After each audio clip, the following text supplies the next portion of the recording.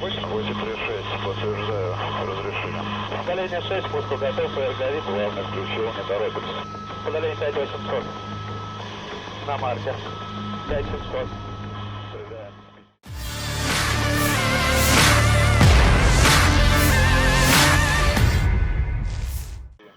Beredar rekaman yang menunjukkan serangan Angkatan Darat Rusia menghancurkan kendaraan militer Ukraina.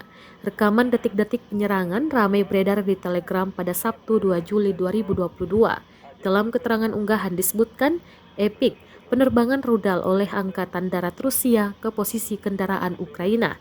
Keberadaan kendaraan tersebut telah dimonitor dari jarak jauh sebelumnya. Serangan diklaim tepat mengenai sasaran. Rekamannya pun menuai berbagai komentar dari warganet dan diketahui hingga kini invasi Rusia ke Ukraina telah memasuki hari ke-129.